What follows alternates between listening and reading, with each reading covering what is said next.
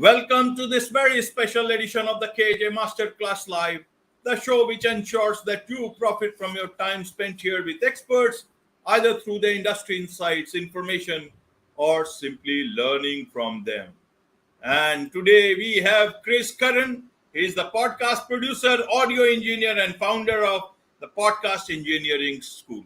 Welcome to the show, Chris. Thank you, Ajay. Well, happy to be here. Thanks. Welcome to the show. And I'm sure not just in India, but all across a lot of places, people will be benefiting from this discussion, from your expertise, Chris, because audio is such an integral part of podcasting, but not everybody is able to make the take the full benefit of good audio. That includes me also. But then I look at the easy part. But if there is an easy way for good audio, I will certainly look at that. So I will also listen to you very intently and try to understand what could be good for me. So my first question to you, Chris, is to understand a lot of these platforms, they talk about good audio also, but at the same time, platforms like Spotify and others, they also have this mobile version, and they say you can just record a podcast from your mobile and then it is good to go. Just upload it from there. And you talk about good audio quality. They talk also about good professional level audio quality. How does these two things go hand in hand? Can a mobile work, or should we look at only from the pure audio perspective? 2-3 things here, but I thought you'll be able to help the audience who might be in dilemma, like why you guys are talking about 2-3 things at the same time. I'm happy with my mobile phone. I can do it from my mobile phone. Why you are talking about high quality audio? Yeah, so I mean, technically speaking, you can have high quality audio with your phone, and maybe sometimes people wear earbuds, and the earbuds sound pretty good actually. Some people's earbuds don't sound good. So the equipment you have is one thing, right? You need decent equipment. You need, even if you are going to do it from your phone, I mean, they even make interfaces. You can plug in interfaces and plug in real microphones to your phone. So there's all kinds of ways to route audio. The first thing to understand is the need for quality audio, right? Remember, this is something that people don't think about. The average person doesn't think about audio quality. But remember when the pandemic started and all the celebrities started broadcasting from home and they didn't even have microphones and it sounded terrible. And within about 2 days, they got killed with comments saying, "What is this garbage?" And then they had to buy actual microphones and stuff like that. So look, bottom line, whatever your budget, however you want to record your audio, there are ways to record it properly, but you need at least good audio, decent audio. In the podcasting space, we call it good enough. You don't have to have a big microphone like I do, and you don't have to have expensive equipment like I do, but you need to sound good enough so that the listeners can hear you and understand you easily. Absolutely. So, to again understand the basics for the audience, a lot of people are, for places like in India, we have the rise in podcasting happening, but we have a big population, a lot of people are interested into this line. To understand from their perspective, why is audio so important? Help us understand this basic question itself. Yeah, well, I mean, we should first start with the Steven Spielberg quote was it George Lucas? Sorry. It was George Lucas. His famous quote, "Sound is half the picture." Okay. And what he literally means is that the sound of a movie, in his case, the sound is equally as important as the visual aspect. Because the sound it puts you in the vibe. You can hear people talk. You can hear the environment. So sound is vital. It's not even important. It's absolutely vital. And there have also been studies that show that if someone is speaking and they have good audio quality, and if you compare that person to someone else speaking with bad audio quality, it's a psychological phenomena that the audience will respect and revere the person who has good audio more than the person who has bad audio. It's just because it's presentation. It just sounds better. It's just the listeners, they feel like this person knows what they're talking about. So sound quality is absolutely important, and this has been known forever, really. It's just that now in the age of podcasting, you know, when my neighbor starts a podcast, they have no idea that audio is important, right? So we have to teach them. So that's why I'm here, right? Right, Chris. So if from a layman's perspective, if I understand that, okay, my audio is good enough, then what is a very good audio? And what are the mistakes that we as podcasters or beginners especially may be making, but we don't know about them? Help us understand this. Something, it's almost like a step by step from the podcast, from the podcast engineer itself, podcast engineering school, straight away from there. Yeah. Yeah. And by the way, I wanted to tell you, I've been to India actually 10 times.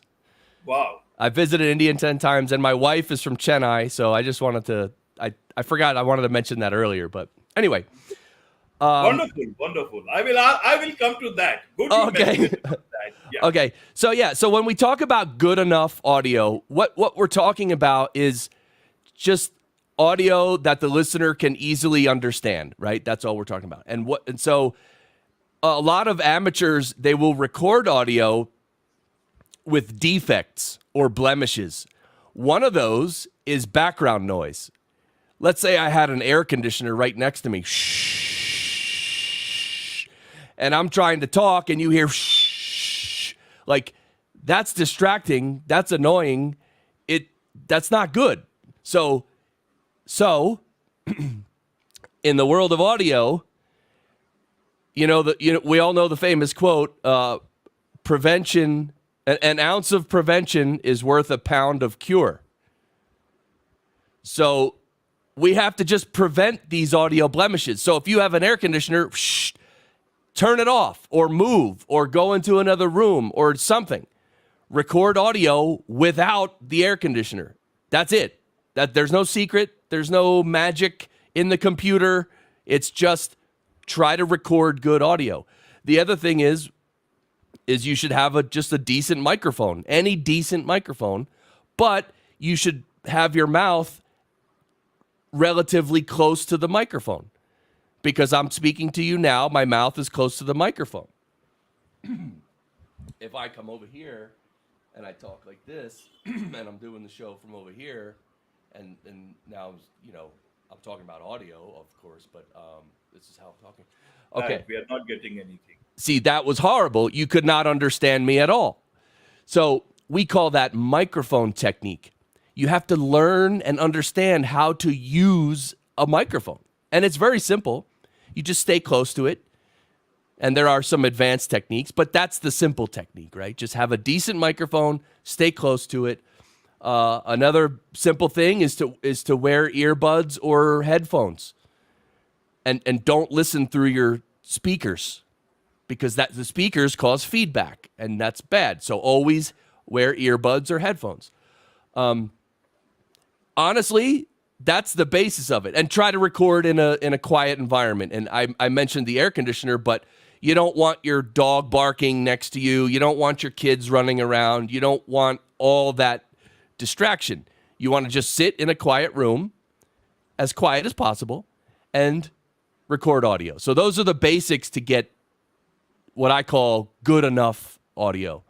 And if you want to go further than that, now you're talking about maybe a little better equipment, maybe some sound dampening in your room. You see the foam on my wall behind me, right? Those are big pieces of foam. They capture the reflections of the audio. So my voice doesn't bounce around my room and come back into my microphone. My voice, a lot of it gets absorbed by those foam panels, so that my voice sounds much more clear. You can't even hear my room, really. And then you have equipment. Like I said, a better microphone. You can get audio interfaces. And then there's also post-production, where you can use processing like EQ and compression and some simple audio processing to really make the voice sound good and full and almost like the radio. But that's next level above good enough. Absolutely, Chris. So, if for somebody who is, say, trying to move from being an amateur podcaster to a pro, and he does not have a lot of money, then how should he make that transition? And what should he buy on priority that does not, he has a huge impact on his wallet, but at the same time, his quality of production is good enough to pass on as something professional. How does he do that? Yeah, it's fairly straightforward. Again, make sure you're in the right room with very little background noise. Then you need to buy a decent microphone. One of the microphones that I often suggest is the ATR 2100 from Audio-Technica. Now, this is just a simple handheld microphone that's about $100, $100 US, and it plugs into your computer USB. So you don't even need an interface, nothing. You just have a microphone, plugs right into the computer USB, costs about $100. Then you need a mic stand. So I actually put together a blog post that tells you, to buy the microphone stand, a little foam windscreen, and all that together is probably $130. And so, look, if you want to sound sort of at least approaching professional sound, I mean, come on, you gotta make some investment here. You know, life isn't free. You just don't get professional quality for free. So you have to spend a little bit of money, but that's a good, microphones like that are good. About $100, good quality. So you buy the good, decent equipment.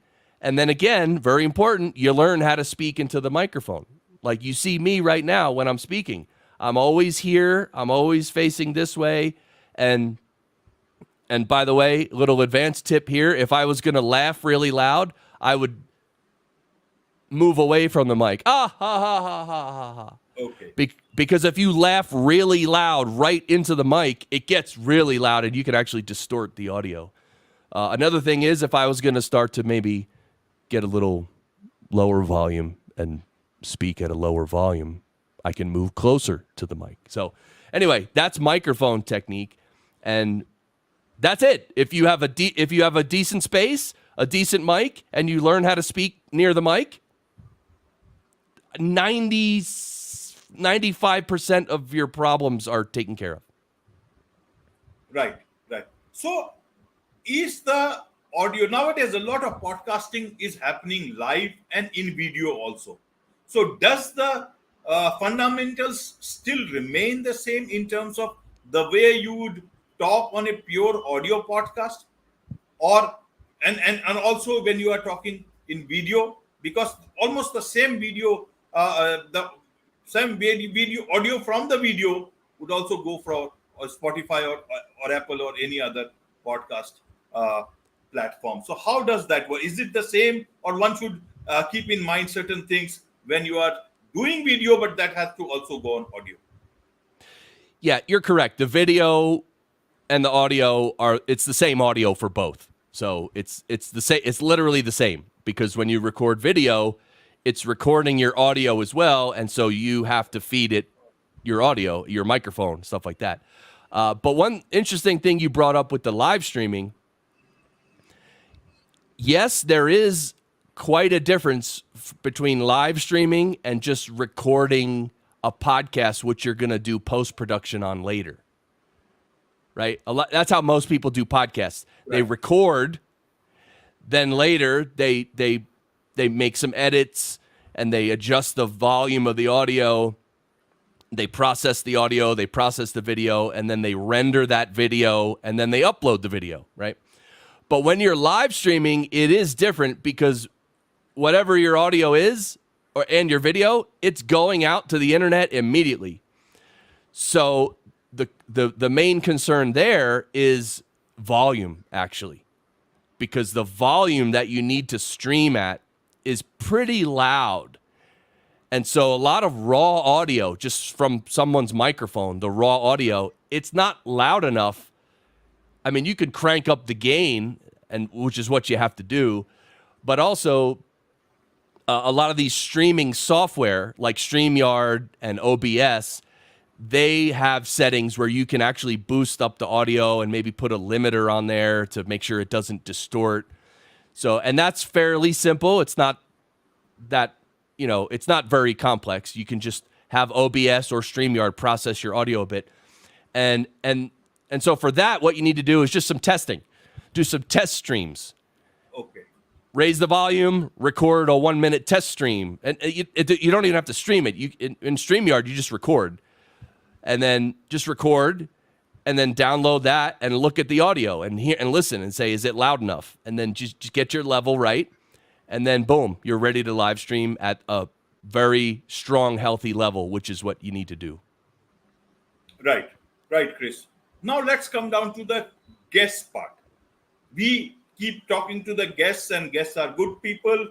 They are there on time, but you actually do not know the quality of the audio output. It will only happen when it has to happen, either at the time of going live or at the time of recording. What is it that one should tell to the guests? Otherwise, sometimes it happens that if you ask too much, the guest either might get confused or may get offended. If many of them are actually, they know things. So what is it that one must at least convey to the guest in terms of the quality of sound? Because you can be sure about yourself. How do you manage things from the guest part? Yeah, so the way I do it and the way I teach my clients to do it is to send the guest a couple paragraphs explaining that you're going to need a real you're going to need a microphone, you're going to have to wear headphones or earbuds, and you're going to have to arrive 10 minutes early or whatever it is. And so it's, you email the guest that stuff. Now, here's the sad truth of reality.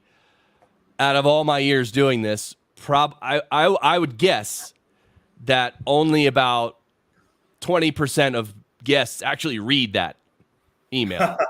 They just don't. People don't read. They just don't read. And that's just a fact of the universe, right? People are not going to read your email. Sorry. So what ends up happening is the guests who don't read, they arrive at the podcast, and then you have to deal with what they have and what they don't have. Now, with guests, because in my podcast engineering school, the course, I spend a lot of time teaching my students how to sound check guests.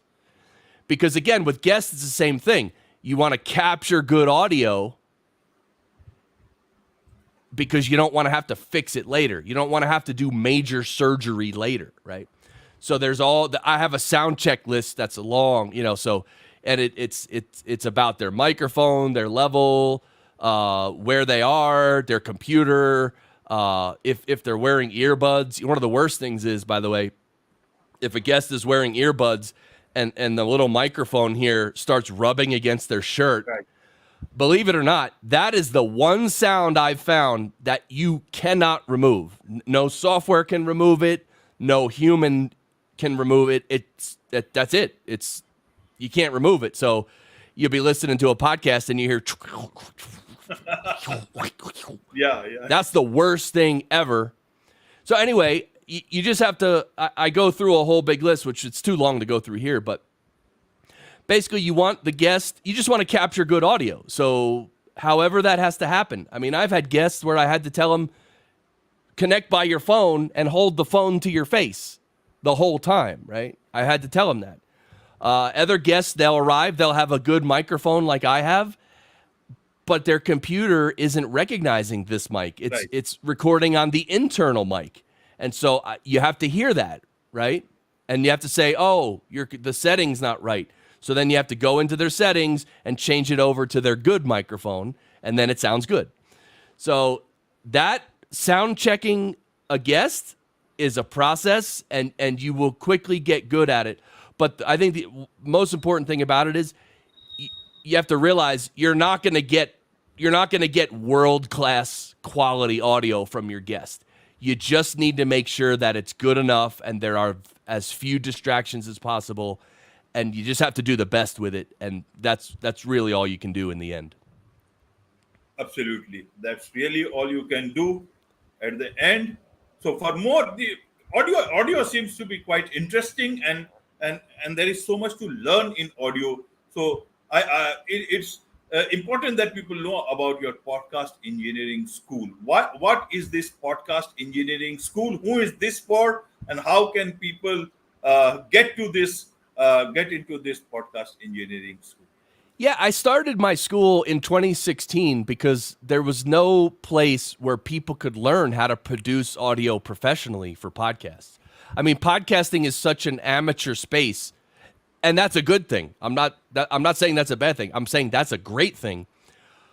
But there are podcast editors and producers who are producing podcast audio, and they don't know anything. They don't know how to produce professional grade audio. So I started my school to teach people how to actually record and produce really good audio. And so mainly my school is for people that want to become a podcast editor or a podcast producer. If people want to work from home producing podcasts and make a lot of money producing podcasts at a professional level, get paid really well, that's what my school teaches. I have a background as an audio engineer in the music business, actually. So I come from a world with a lot more audio knowledge than I need for podcasting. So I'm kind of overqualified for podcasting. But I like that because I can address all the issues in podcasting and teach students everything so that, I mean, the graduates of my school, there are very few people in podcasting that know as much as they do and are as skillful as they are. There's just, because I'm giving them every little thing they need to be a world-class podcast engineer and to produce podcasts from home. So that's what my school is. And a lot of podcasters enroll too. They just regular podcasters, they're like, I don't know how to produce audio and I want to learn. And so they enroll, and I clobber them with knowledge and information, and then they say, oh my God, this is insane. And I say, yes, it is, but you love it and I love it. So that's how it goes. Right. So can anyone enroll with your school online? Is it available online? Yeah, it's on my website, podcastengineeringschool.com. Okay. And how do people connect with you, with your school? What's the best way to do that? Yeah, well, through the website, there's a contact page. You can just send me a message through the website, through the contact page. Yep. Absolutely. So now, Chris, over to the India connection. Tell us about your India connection, the Chennai connection. Well, I started a meditation practice in 2003 in New Jersey. And the practice is based in India. And so about a year after I was practicing, I made my first trip to India, and it was, I mean, to say that it was life-changing that's not enough. It was, I mean, because look, we all know that Americans are stupid. We don't know we don't know the world. We don't know languages. We don't know anything, right? Typically. And I'm one of them, so I could say this, right? So I went to India, and I saw that it was such a different way of life, and I was learning spirituality at the time as well, and it just floored me. It changed my life, and I ended up going back many times to spend time in the ashrams with meditation, and meditation was the main focus of my practice. So yeah, it was great. I loved it. India is a very special place. I mean, there's so much hard in India. It's so much different than the U.S. And it's funny because my wife and I talk about how there's a lot of young people in the world in the United States that are making a lot of noise and about politics and social issues. And one of the things my wife and I say is, you know what? Send them to India for 3 months and then let them come back and see if they're going to still make the same noise, because and it's not just young people, it's everybody. That very few people in America understand what's actually happening in the rest of the world. So anyway, it's just been a wonderful experience. It's been a wonderful experience for you visiting India, and it's been a wonderful experience talking to you about audio and learning about, how about your music interest, and also about how podcasts can be music, money and music to the ears if people can do it from an amateur level and go to the professional level. With this, it's a wrap on this very special edition of the KJ Masterclass Live. Thank you so much indeed for joining us. Thanks, Ajay.